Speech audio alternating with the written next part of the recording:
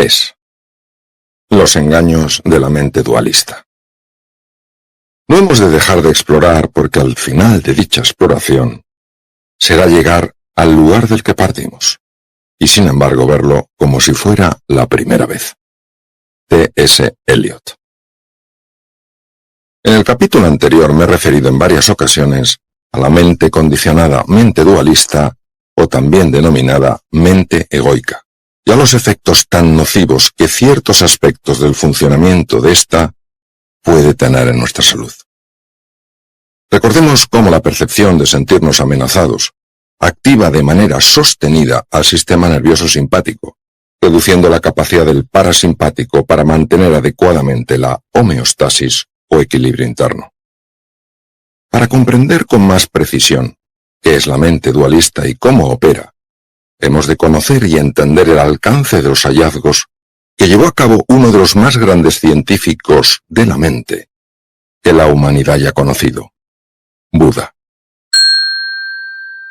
Hace 2500 años, el príncipe Gautama Siddhartha, conocido por todos como Buda, y que significa en sánscrito el despierto, emprendió una búsqueda personal para descubrir un camino que permitiera a cualquier persona acabar con el sufrimiento que pudiera experimentar en su vida. Para este joven, hijo de Suddhodana y Mahamaya, reyes de Sakya, un reino situado en la India, junto a Nepal, no tuvo que ser nada fácil abandonar a su bella mujer Yasodhara, a su hijo pequeño Rahula, y a toda la riqueza y confort que le rodeaban en la corte de Kapilavatthu, y convertirse en un errante buscador de algo que parecía tan solo una bella utopía. Su extraordinaria intuición, su convencimiento pleno de que ese camino existía, y su firme compromiso de que lo iba a encontrar, costase lo que costase, fueron los que permitieron que este príncipe llevara a cabo sus extraordinarios hallazgos. Buda no es considerado por los budistas un dios, sino un guía. Sus enseñanzas no representan en sí un dogma de fe, sino un camino para el despertar, Dharma. En el budismo la distinción fundamental no es entre lo que es bueno y lo que es malo, sino entre el estar despierto o el estar dormido. Según el budismo, en la raíz de nuestro sufrimiento no estaría la maldad, sino la ignorancia. Para Buda existían 4 nobles verdades con relación al sufrimiento humano. Todo el mundo experimenta sufrimiento. Hay una causa que origina ese sufrimiento. El sufrimiento puede ser eliminado. Existe un camino para acabar con ese sufrimiento. Shakyamuni Buda llamaba samsara o infierno a creer que podemos encontrar un placer constante y una ausencia total de dolor. Esta creencia nos introduciría inexorablemente en ese ciclo de apegos y aversiones que están en la raíz misma del sufrimiento humano. Es importante que diferenciemos lo que es el dolor de lo que es el sufrimiento.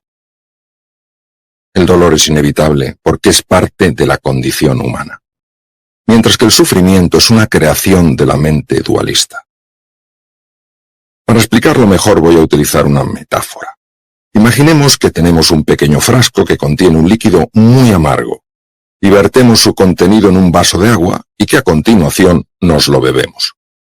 Es indudable que la mezcla del agua y del líquido que hemos vertido en el vaso nos va a saber muy amargo.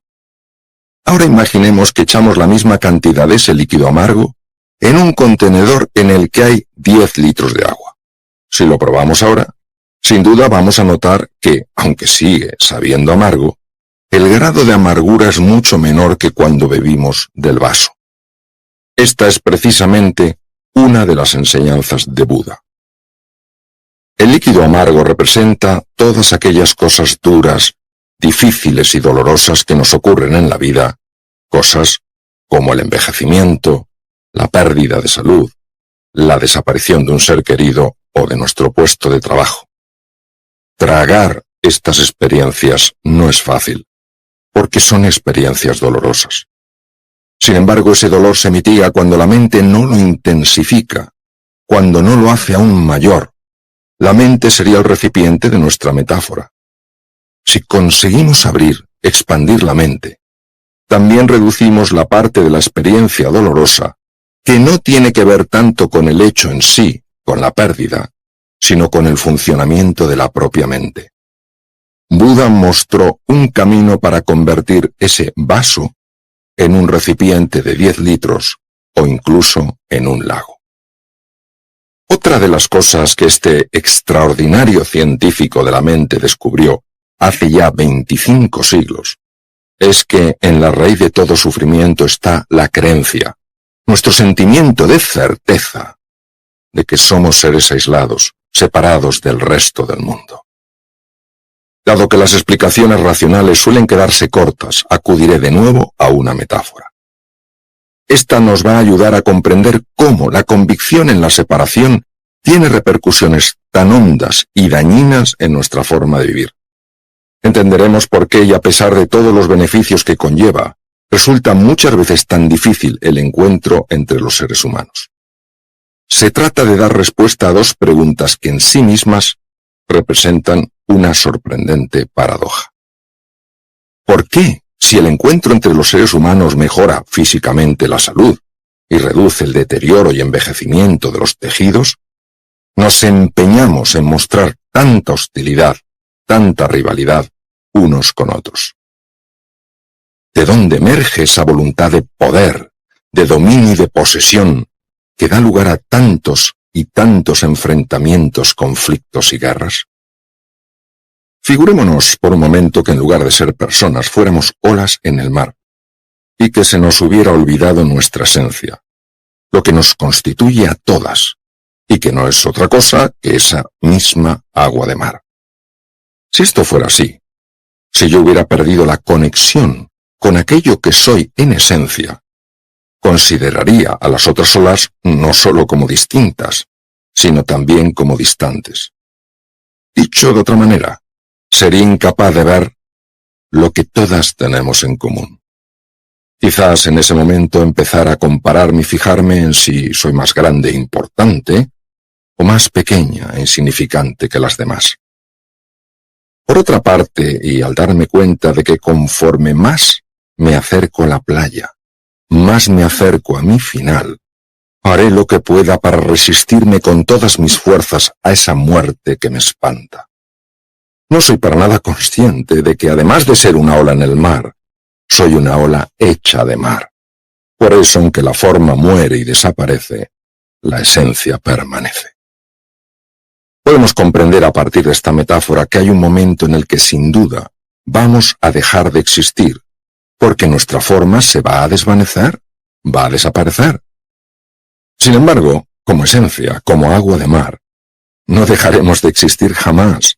La ola nace y la ola muere, pero el agua, que es vida, permanece. Lo opuesto a la muerte no es la vida, sino el nacimiento. Imaginemos ahora, y siguiendo con la misma metáfora, que yo solo me fijo en mi forma de ola y me olvido de mi esencia, de aquello que hay de permanente en mí, de aquello que me constituye en mi esencia, el agua del mar. Es natural que ante la inevitable impermanencia de todas las cosas materiales, las hojas se marchitan y mueren, todo se deteriora y envejece con el tiempo, yo viva con un elevado grado de ansiedad del paso del tiempo, y busque, como sea, formas de pararlo, o de hacerlo al menos un poco menos evidente. Nos pasamos la mayor parte del tiempo buscando cosas que nos den sensación de estabilidad. Estamos obsesionados con buscar la permanencia, evitar el envejecimiento y acabar con la muerte. Llega, sin embargo, un momento en la vida en el que aparece una crisis inesperada y nos damos cuenta de que cualquier suelo, por sólido que nos parezca, se puede desmoronar bajo nuestros pies. Cuando esto ocurre, entramos en un estado de shock, negación, enfado, desengaño, confusión, hundimiento, o tenemos sensación de impotencia y desesperanza. Lo que el mindfulness nos ofrece es que donde parece que no hay más que inseguridad, sufrimiento y desolación, encontremos también una sorprendente serenidad. Lo que de verdad cuenta es que en esos difíciles momentos puede llegar a emerger de lo más profundo de nuestro ser algo radicalmente transformador. Esto que surge es una paz imperturbable, una alegría interior, una sabiduría, una capacidad de comprensión, una vitalidad, una confianza, una gratitud y un amor compasivo de tales características que con frecuencia desafían lo conocido y experimentado hasta ese mismo instante. En el hecho de identificarnos completamente con nuestra forma y no con nuestra esencia, está la raíz de todos los problemas y el origen del sufrimiento. A esto es a lo que denominamos ego, la creencia en que estamos separados del universo y de la propia vida. Esto es también lo que contamina la mente, llenándola de confusión y haciendo que la percepción del mundo esté llena de ansiedad, de desconfianza y de miedo. Es la identificación con la forma particular de la ola, y no con el agua de mar que nos constituye y nos da el ser a todos, lo que hace que nos sintamos separados, solos, inseguros y amenazados. Por eso buscamos como sea una seguridad de la que creemos que carecemos por completo. Por eso también nos enfrascamos en la búsqueda obsesiva de posesiones, de estatus o de pertenencia a un grupo poderoso que de alguna manera nos dé cobijo y nos proteja. Esta ceguera mental, tan manifiesta y tan característica de una conciencia dormida, evita que busquemos la seguridad en el único sitio donde la podemos realmente encontrar, y que es en el ser. Nuestro ser es aquello que nos define, es la esencia, es lo que constituye la verdadera naturaleza, es ese ser agua de mar. Tener cosas, poder y estatus puede sin lugar a dudas ayudarnos a llevar una vida más cómoda, pero lo que no puede darnos es una vida más feliz. La felicidad, el verdadero gozo viene del ser, no del tener. La felicidad es el resultado de conectar con eso que somos y descubrir que nuestra esencia no es material, sino espiritual, y que por consiguiente es también inmortal. Por eso no solo tenemos vida, sino que, y esto es lo esencial, también somos vida. Cuando las olas viven bajo este espejismo de separación, perciben que el mundo es escaso, que no puede haber seguridad para todas y entonces se enfrentan unas a otras para conseguir más posesiones, más poder, mayor estatus o una influencia más destacada. ¡Qué dormidos tenemos que estar para no ver lo que está tan cerca! ¡Qué enfrentamientos tan absurdos y cuánto sufrimiento se genera por no verse y descubrirse en el agua de mar! ¡Cuánto daño tenemos que padecer por ver solo la forma de ola que nos separa y no la esencia de agua que nos une! ¡Qué precio más alto pagamos por tanta ignorancia! Y qué preciso, importante y urgente se hace el despertar. No cabe duda de que cuando despertemos habremos encontrado la perla preciosa de la que nos habla Jesús de Nazaret. Por eso, cuando la encontremos, venderemos todo lo que tenemos, porque su precio será insignificante frente al valor de semejante perla. Cuando descubramos la grandeza que hay dentro de nosotros, no nos preocuparemos tanto por lo que a partir de ese momento serán nada más que pequeñeces. Tal vez el amor tenga mucho que ver con descubrirse en el otro. Si me descubro, si me veo en el otro, ¿por qué iba a tener miedo?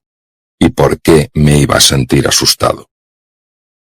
No es de extrañar que el profesor Hansel, y el máximo experto en estrés que el mundo haya conocido, dijera en una entrevista de radio hace ya muchos años que la mejor manera de acabar con el distrés, con esa forma de estrés que daña los cuerpos, los entendimientos y las relaciones, era ganarse el amor del prójimo, del vecino.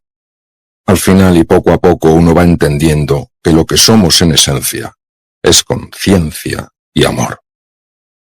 Buda se dio cuenta de que cuando evitamos ser atrapados por ese parloteo constante generado en nuestras cabezas, ganamos claridad, comprensión y serenidad. Para evitar que los pensamientos la arrastrasen, Buda enseñó a sus discípulos que la clave estaba en entrenar su atención. La forma de hacerlo era sencilla, pero para nada simple. Todos ellos tenían que aprender a observar los movimientos de su respiración y las sensaciones de su cuerpo y volver una y otra vez a dicha observación cuando descubrieran que algún pensamiento les había distraído. Los estudios científicos actuales han demostrado el efecto tan beneficioso que tiene en el organismo evitar que la atención quede atrapada en ese tren de pensamientos que nos llenan de sentimientos de culpa, vergüenza o preocupación. Ya vimos cómo las investigaciones del Dr. Benson demostraron que el funcionamiento de nuestra mente dualista puede generar enfermedades o empeorar una ya preexistente. Por eso, cuando sus pacientes hipertensos aprendieron a no dejarse manipular por su mente condicionada, controlaron mucho mejor su hipertensión. También creo que es importante recordar las experiencias de la doctora Blackburn con aquellas madres que tenían hijos con problemas neurológicos.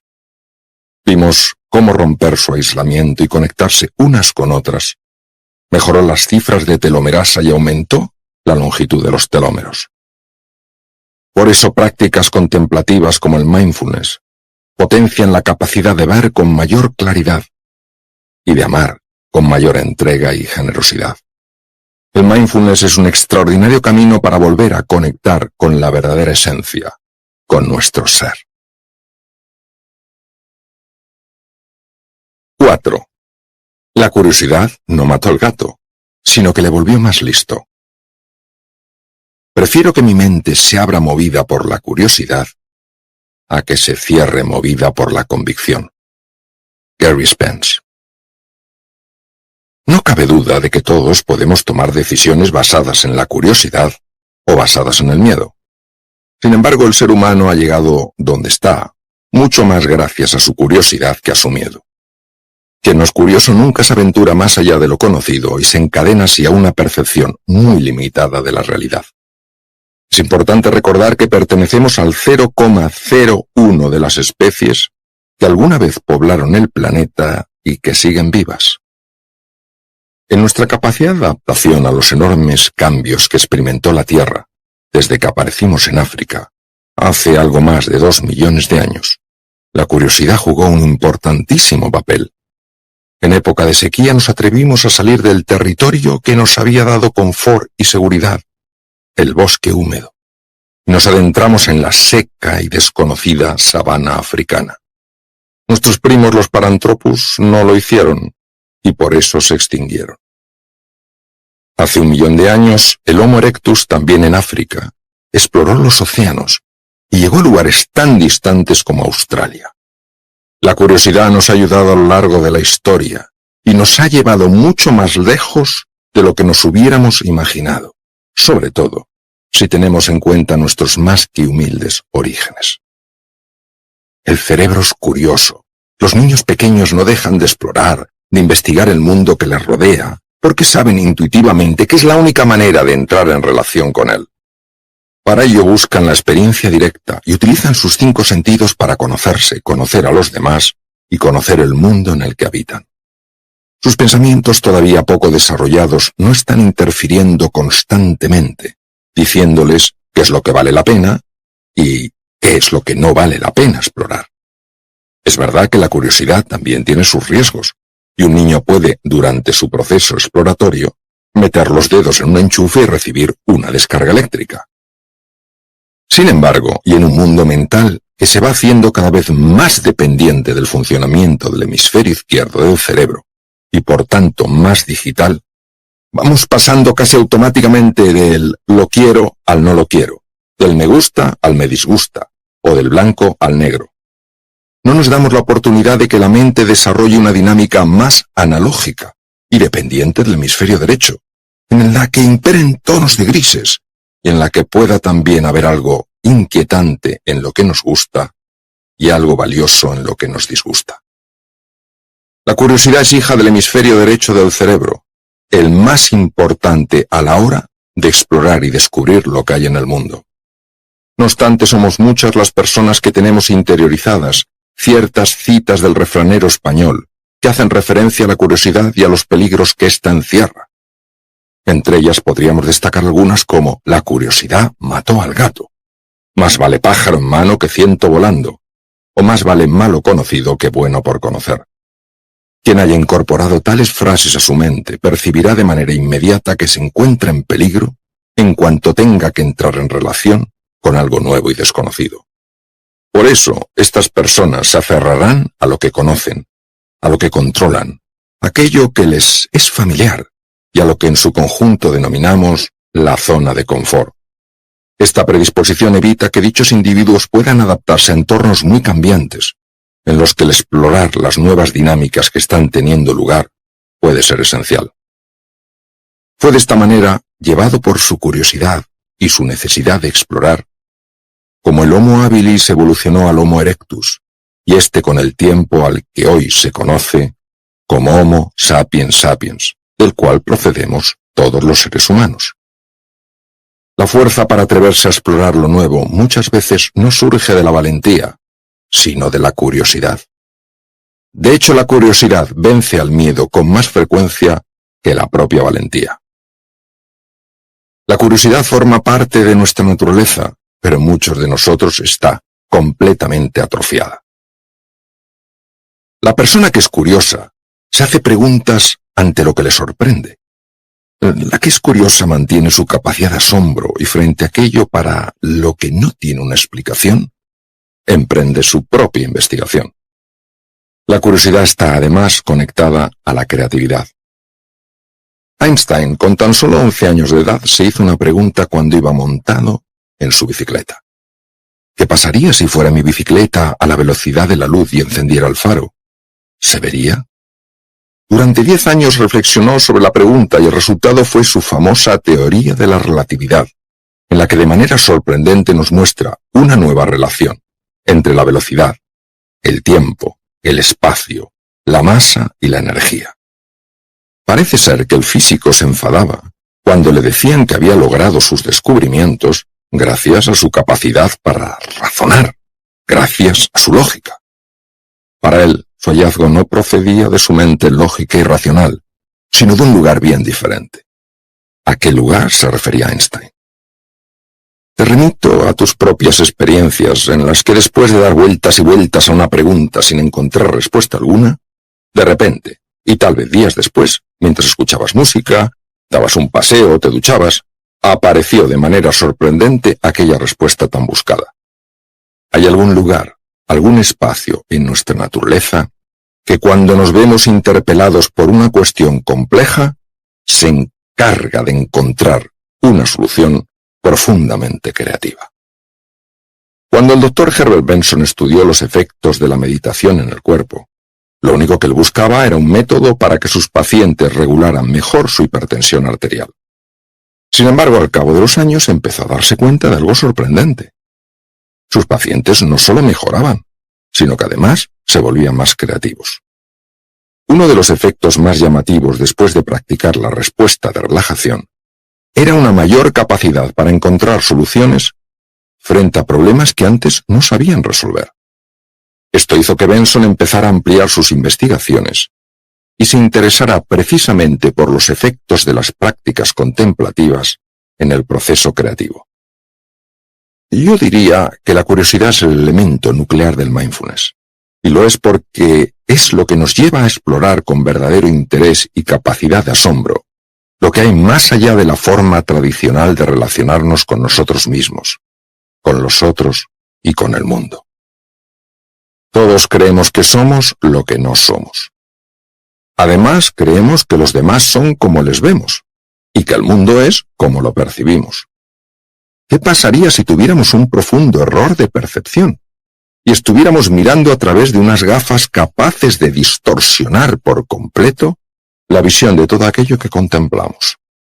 Para convertirse en un observador de sí mismo, de los demás y del mundo, hay que tener una mentalidad de principiante, de alguien que reconoce que no sabe y que quiere saber.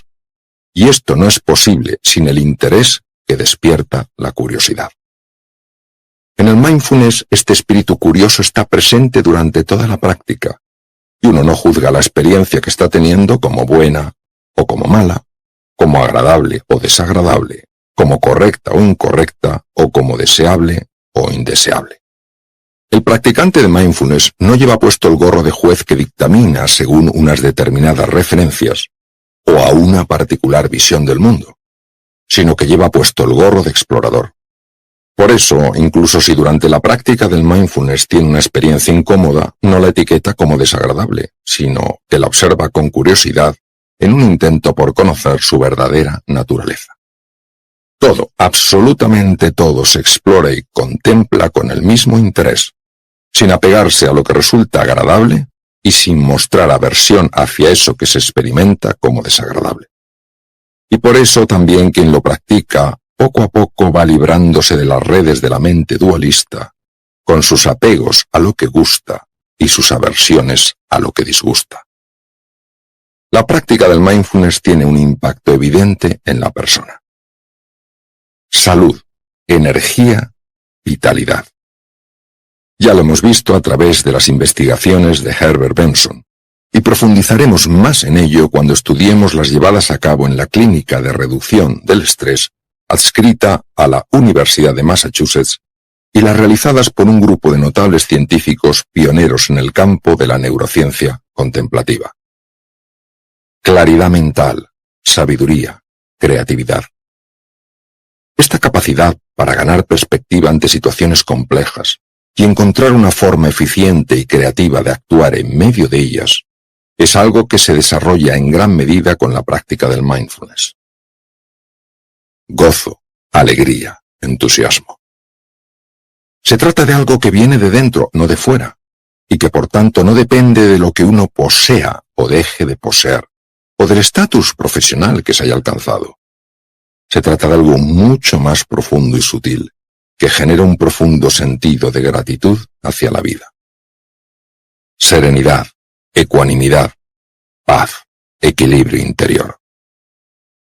Ya vimos en el capítulo anterior, a través de la metáfora en la que echábamos una solución amarga en un recipiente con agua, cómo el mindfulness ayuda a convertir un vaso de agua en un contenedor de 10 litros.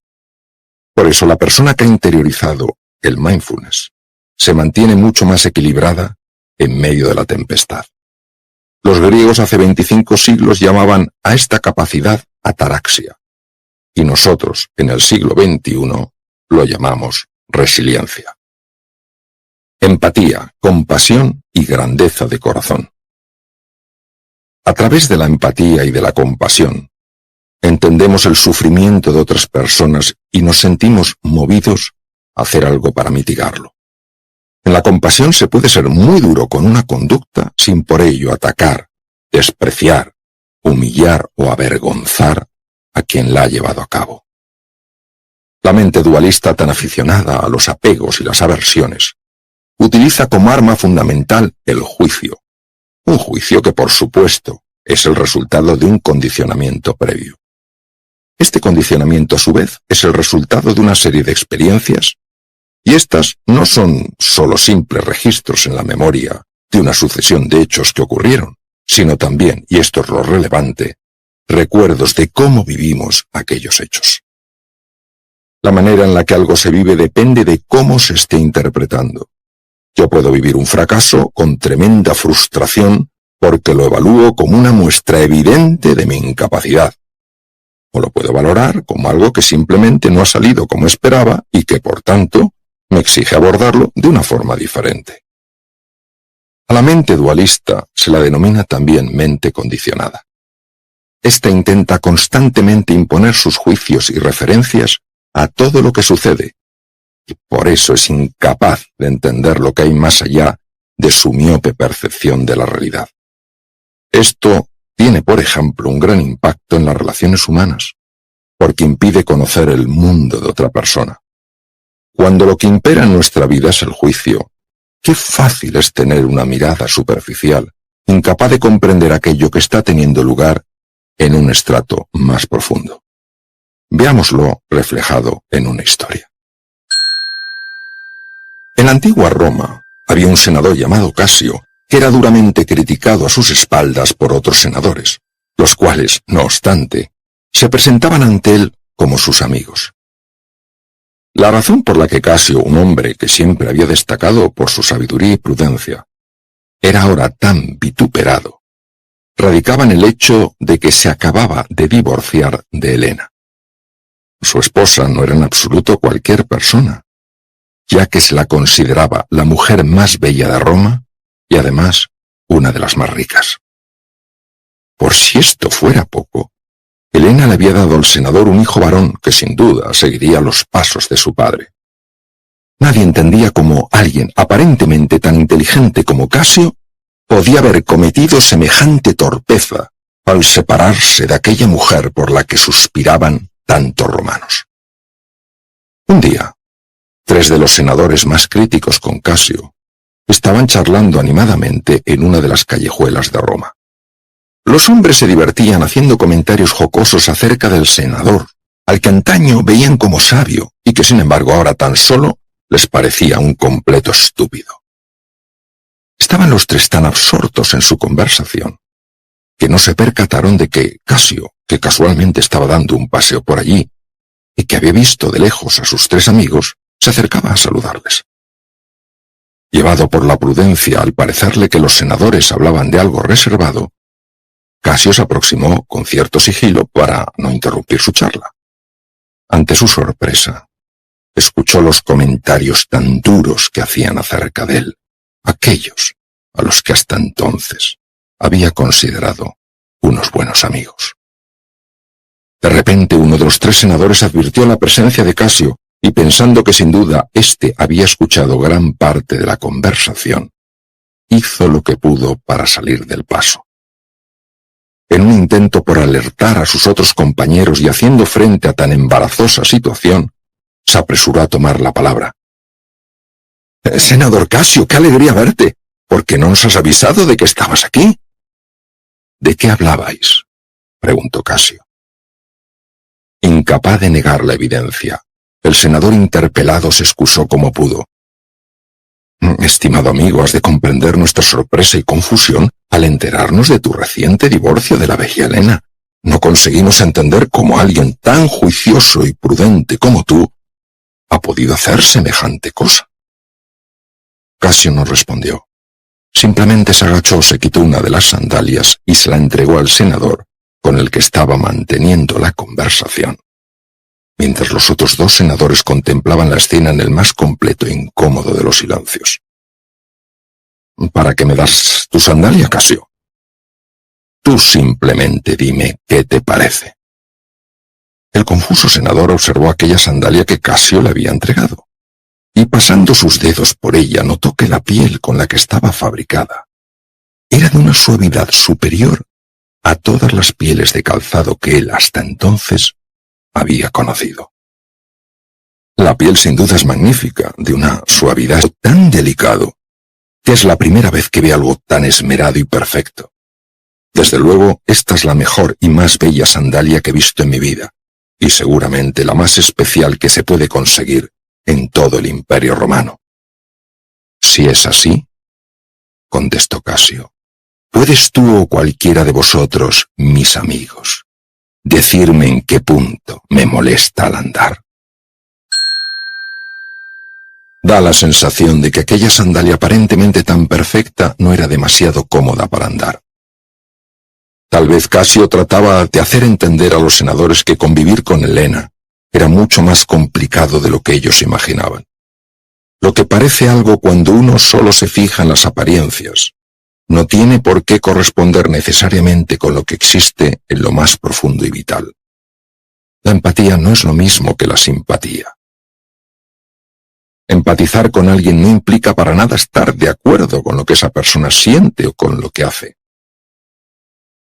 Empatizar es entender el mundo en el que está envuelto un ser humano, la manera en la que percibe las cosas y cómo se siente ante dicha percepción. La empatía pide curiosidad, interés por conocer y humildad para escuchar.